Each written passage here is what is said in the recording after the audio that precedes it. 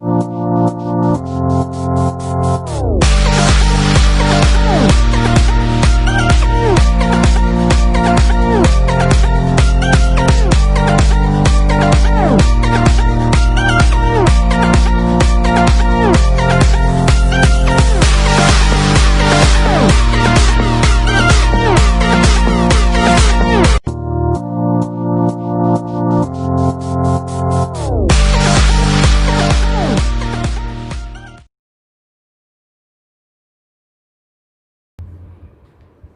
and welcome back to another session of Business Studies for the 11th Standard with me, Vishwanath Sir. I'm continuing from where we last left off, where we had taken up a particular company, a corporation, which has made it so big.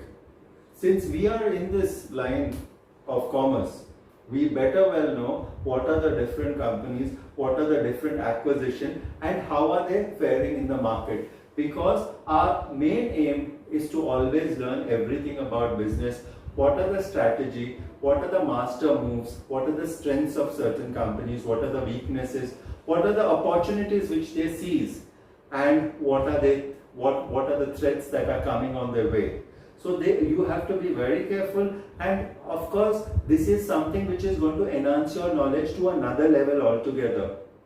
So please do a little bit of research about whatever is being taught to you right now. It will take you to greater heights. So last when we left off, I am coming to the finance of Nike.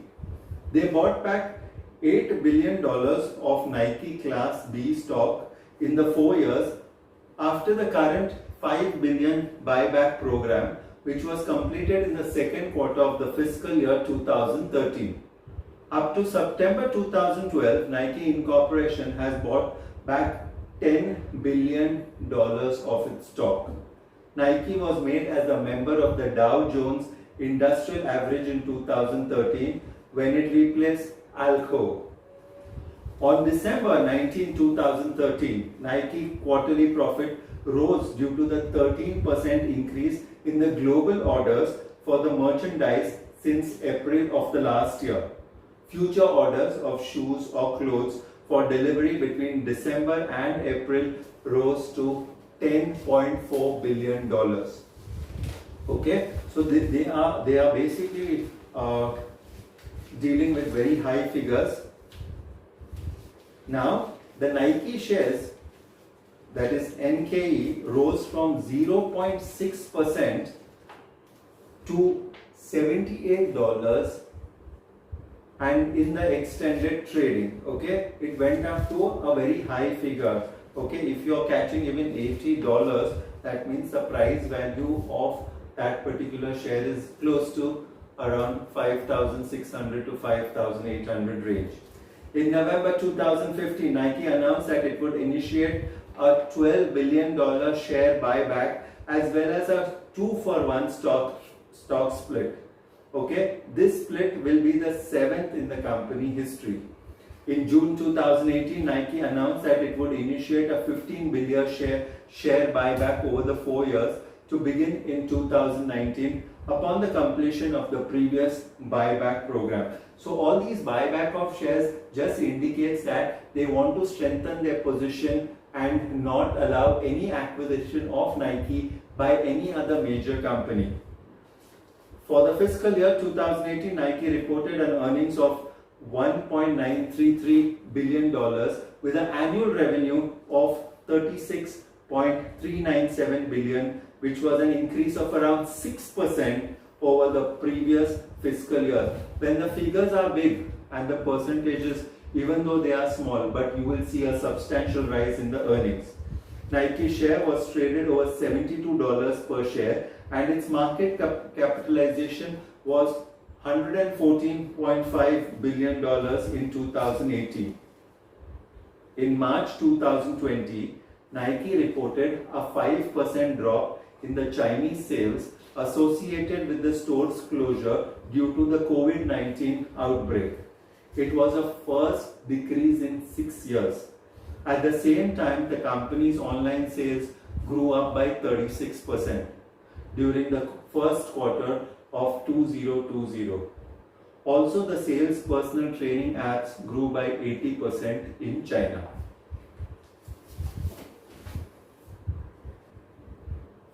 From here we go to the marketing strategy of Nike.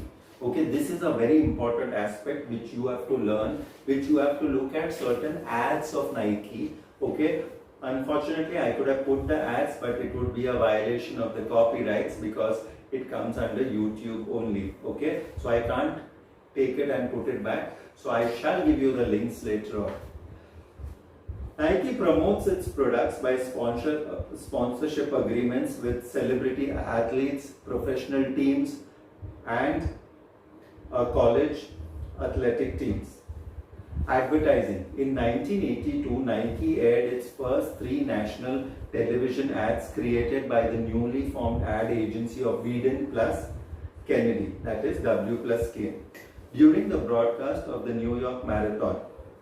The Cannes Advertising Festival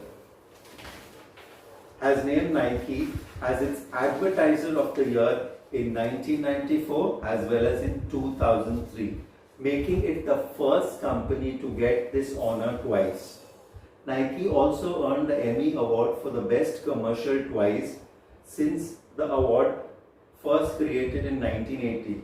The first was The Morning After, a satirical look at what the runner might face at the morning of Jan 1st, 2000, if every dire prediction about the Y2K problem came into fruition.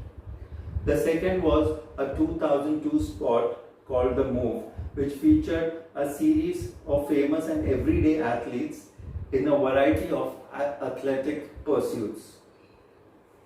Now, the Beatles songs. Nike was criticized for its use of the Beatles songs Revolution in 1987, the commercial against the wishes of the Apple Records, the Beatle recording company. Nike paid $250,000 to Capitol Records, which held the North American licensing right for the recordings, for the right to use the Beatle rendition for a year. Apple Records sued Nike Incorporation, Capitol Records Incorporation, EMI Records Incorporation, and Wieden plus Kennedy for $15 million. Capitol EMI encountered by saying the lawsuit was groundless because Capitol had a license to use of Revolution, which the active and supporting encouragement of Yoko Ono, a shareholder and the director of Apple Records. Nike discontinuing airing the ads featuring Revolution in March 1988. Yoko Ono later gave the permission to Nike to use John Lennon's Instant Karma to another advertisement. Now to the new media management. Nike was earlier an adapter of internet marketing, email management technology, and the use of broadcasting and narrowcast communication technology to create multimedia marketing campaigns. Remember, as the company grows, it grows because of its marketing strategy and its ad. Of course, it received a minor threat advertisement where it received criticism from McKay, the owner of Discord Records, for appropriating the imagery and the text from the Minor Threats 1981 self-titled album promoting the Nike skateboarding in 2005 East Coast demo tour. On June 2000, in the same year, June 2005, the 27th of June, Nike skateboarding website issued an apology to Discord, Minor Threat and the fans of both, and announced they have tried to remove and dispose all the flyers. They stated that the people who designed it of the skateboards and the Minor Threat fans themselves created the advertisement out of respect. The dispute was eventually settled out of court between Nike and Minor Threat.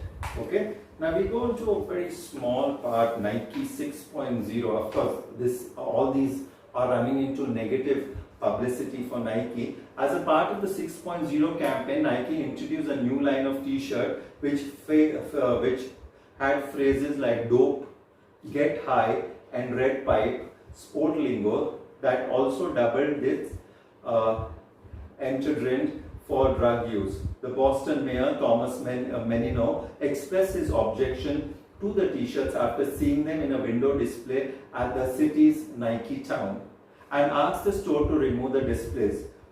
What we don't need is a major corporation like Nike which tries to appeal to the younger generations out of giving credence to the drug use. Menino told the Boston Herald about this incident. A company official stated that the shirts were meant to pay homage for the extreme sports and that Nike does not condone illegal use of drugs. Nike was forced to replace the shirt line. Nike's uniform deal, of course, it is associated with the big clubs, countries, states, teams, okay? In June 2015, Nike signed a 8-year deal with the NBA to become the official uniform supplier for the league beginning with the year 2017-18 season. The brand took over Adidas, which provided the uniforms for the league since 2006. Unlike the previous deal, Nike's logo appears on the NBA jerseys, a first for the league. The only exception is the Charlotte Hornets, owned by the longtime Nike endorser Michael Jordan, which instead uses the Jump logo associated with Jordan-related merchandise. Now we go to the SWOT analysis of Nike, that is the strengths, the weaknesses, opportunities and the threats. With a net profit of under $2 billion in 2018, Nike is truly a leader in footwear and sports apparel market.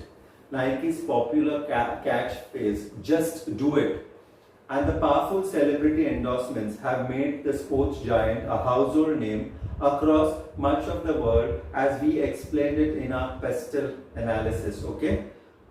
Fine, of Nike. In this article, we shall be conducting a SWOT analysis on Nike, where we look at the strengths, weaknesses, opportunities and threats influencing their business. That will give a balanced insight to Nike's future possibilities and help us understand their current and future business decisions. Opportunities. We start with opportunities. Nike has a growing market in all the sense, thanks to a healthier consumers and wealthier countries. This presents a few new opportunities. That is the growing market. There are only more and more people in this world, and many of them, especially in the developed countries, who are becoming gradually more active.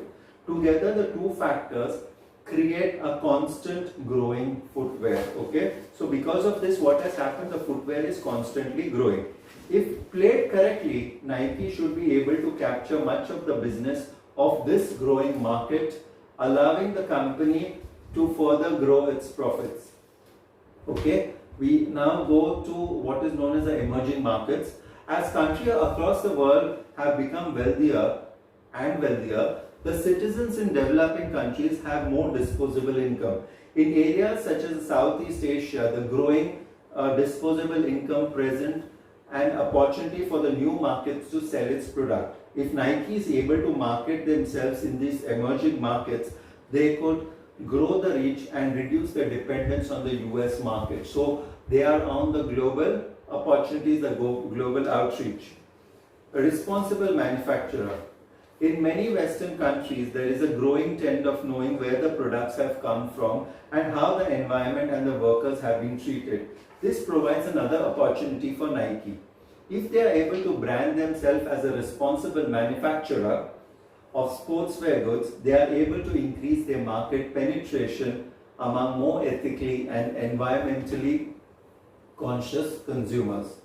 Okay, so these were the opportunities. Now the threats of there is tax, there is market competition, and there is product counterfeiting, copy of their goods. The strengths, like most big companies, Nike has got a number of strengths. Needless to say, the most important strength of Nike is Nike's powerful brand and low cost product.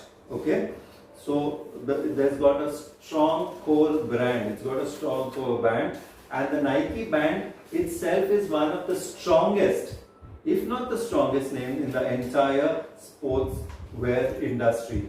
Across most of the world, Nike is one of the few companies that has come into the public mind when they think about hip, sporty wear. Overall, this extreme powerful core brand is one of Nike's biggest strengths, and you can bet that they will rake billions in additional revenue every year. Okay, then another advantage which it has got is diverse brand folio. Okay, that means it's not concentrating on one, it's concentrating on Nike centric sub brands.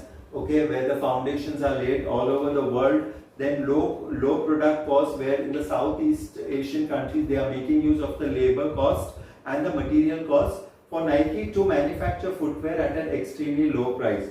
Now the weakness is that it is too much dependent on the US market, and depending on the US market there are a lot of fluctuations. So you can imagine sometimes it might have a huge profit and sometimes it might have a huge loss. So in order to curtail its expenses, Nike does outsourcing. Okay, and the final thoughts is that Nike will be able to survive because they are taking all the things into consideration, and the future is very bright. Okay, so this and much more, please watch out for some more marketing strategies of Nike. This is Vishwanath Jatan taking leave. Thank you so much.